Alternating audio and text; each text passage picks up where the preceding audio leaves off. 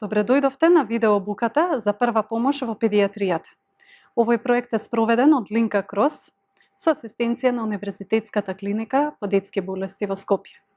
Проектот е одобрен од Министерството за труд и социјална политика на Република Македонија, но е финансиран од амбасадата на Швајцарија во Република Македонија. Курикулумот за оваа обука е базиран на препораките од Американската академија на педијатри во книгата Педијатриска прва помош за учители и воспитувачи од 2014 година. Адаптиран е од доктор Милена Спирковска, заедно со стручниот тим од одделот за интензивна нега и терапија при Универзитетската клиника по детски болести во Скопје. Кои се придобивките од оваа обука? Односно, што ќе може да направите после оваа обука?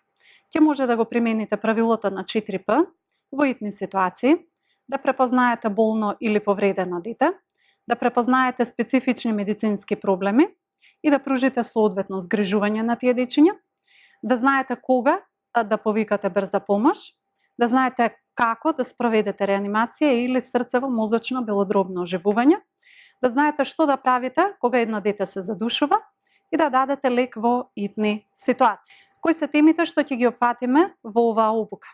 Правилото на 4П во прва помош во детска возраст, реанимација, згрижување при задушување, нереактибилност, колапс и повреди на глава, грчеви, алергиски реакции, каснатини и убоди, труење и ингестии, понатаму контрола на локални инфекции, крвавење и отоци, повреди на мускулите, коските и зглобовите, повреди поврзани со топлина и студ, повреди на очите и устната шуплина и уште 3 дополнителни теми кои што се многу чести во детската возраст, а тоа се покачена телесна температура, астма и дијабет.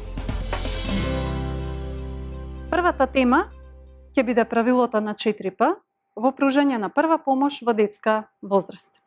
Но прво да објасниме што значи правилото на 4П. Значи провери, повикај, погрижи се и приврши. И сега ќе ги објасниме секој од овие чекори. Првиот чекор е провери.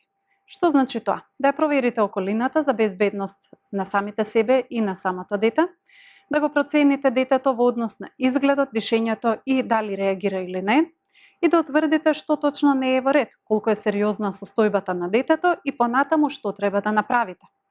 Вториот чекор би било да повикате, повикај. Но, кога да повикате, доколку сте сами? Прво ќе го згрижите детето, а потоа ќе повикате помош, но доколку не сте сами, вие ќе го згрижувате детето, а некој друг ќе повика помош. Следниот чекор би бил погрижи се, односно, што значи тоа? Да се погрижите за детето.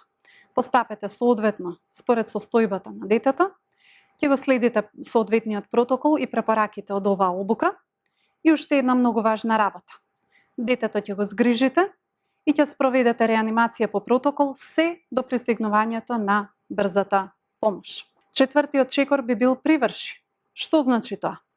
Завршувате со сите постапки со згрижувањето на детето, ги известувате родителите или старателите на детето или вашите надлежни, зборувате со детето, ќе зборувате со другите очевидци на настанот и доколку е потребно и доколку е возможно ќе го документирате настанот соодветно.